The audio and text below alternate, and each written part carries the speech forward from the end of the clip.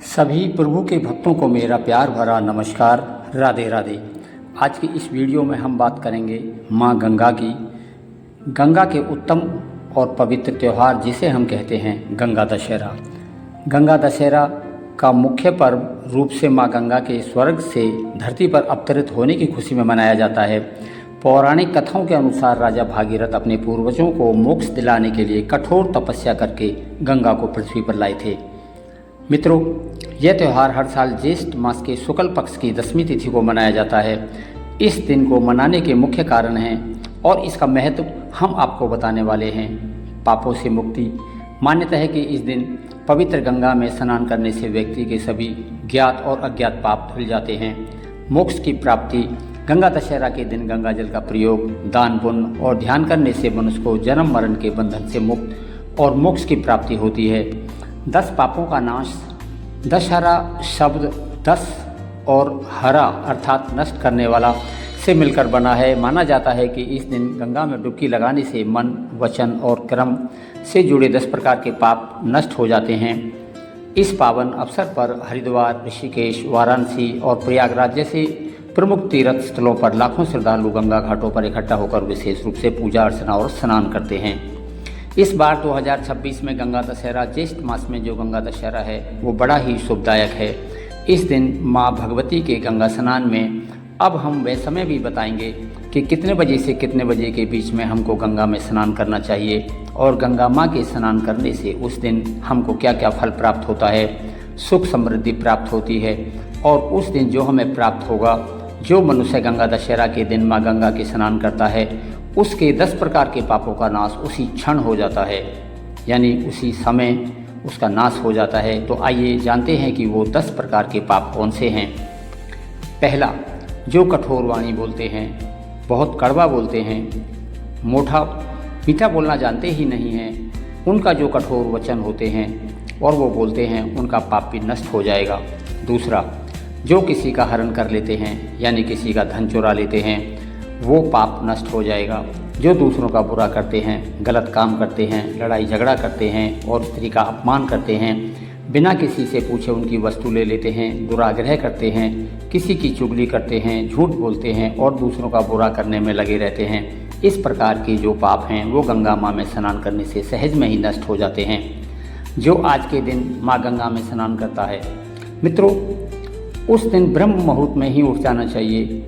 ब्रह्म मुहूर्त में उठकर हमें यह सब मन में जरूर धारणा करनी चाहिए कि हम गंगा माँ में स्नान करेंगे और स्नान करते समय माँ की पूजा करनी चाहिए, आरती भी अवश्य करनी चाहिए। हो सके तो जरूरतमंदों को सफ़ेद वस्त्र दान अवश्य करें, गऊओं को हरा चारा भी खिलाना चाहिए, दान पुण्य करना चाहिए। यह सब कार्य करने से माँ गंगा हमारे ऊपर प्रसन्न होती हैं, माँ गंगा हमारे ऊपर दया करती हैं। पूजा पाठ करें, भगवान शिव की पूजा भी अवश्य करें, दुर्गा चालीसा का पाठ भी कर सकते हैं।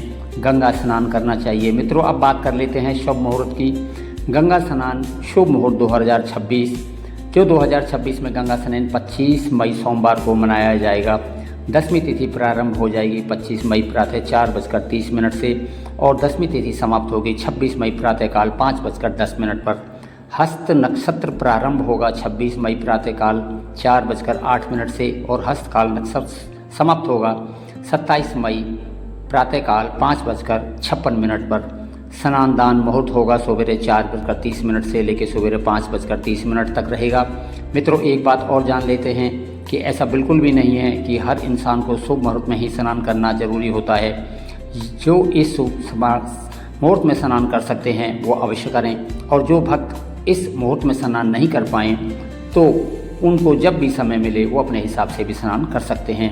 गंगा दशहरा पूजा विधि शास्त्रों के अनुसार गंगा दशहरा के दिन प्रातः हम सबको एक बहुत विशेष ध्यान रखना है कि दशहरा के दिन हस्त नक्षत्र सुबह रहेगा और इसके बाद वादिशा नक्षत्र भी शुरू हो जाएगा। साथ ही इस विशेष दिन पर सर्वाधिक सिद्धि योग, रवि योग और अमृत सिद्धि का योग निर्माण भी हो रहा है, जिन्हें पूजा पाठ दान पुण्य उत्तम माना गया है। इन सब चीज़ों के लिए, पूजा के लिए, पाठ के लिए, दान के लिए, पुण्य के लिए बड़ा श्रेष्ठ माना गया है। इस शुभ मुहूर्त में पूजा पाठ करने से पूर्ण फल की प्राप्ति होती है, पूर्ण फल प्राप्त होता है। और हमें गंगा स्नान कितने बजे से करना चाहिए मित्रों, इसके बारे में हम बात कर चुके हैं। इन दिनों में इस समय अगर आप गंगा में स्नान करते हैं तो आपके कई कई प्रकार के अनंत प्रकार के पाप भी नष्ट हो जाते हैं। एक और बात, अगर गंगा ना जा सकें तो घर में तो सबके गंगा जल होता ही है। जल में गंगा जल मिलाने की बजाय सीधे गंगा जल से 1 लोटा भरें और उस गंगा जल को लेके सीधे अपने ऊपर स्नान की मुद्रा में अपने ऊपर डालें और एक साथ में मंत्र भी अवश्य बोलें। ये गंगा का फल का स्नान भी देगा। ये मंत्र अगर आप याद कर लेंगे तो आपको शायद याद हो जाए और अच्छा ही होगा। तो ये मंत्र आप ज़रूर सुने। गंगे च यमुने च गोदावरी सरस्वती नर्मदे सिंधु कावेरी जले अस्मिन् सन्निधि गुरु। इस मंत्र को याद कर लें और फिर इस मंत्र का उच्चारण करते हुए आप गंगा स्नान करें। तो मित्रों, ये थी एक छोटी सी जानकारी दशहरा को लेके। ये जानकारी आपको कैसी लगी आप हमें ज़रूर बताइएगा। जानकारी अच्छी लगी हो तो आप इसे लाइक करें, अपने मित्रों को शेयर करें और ऐसी ही धार्मिक और इन्फॉर्मेटिव वीडियो देखने के लिए शिव का मार्ग चैनल को सब्सक्राइब करें। हर हर महादेव। राधे राधे मित्रों।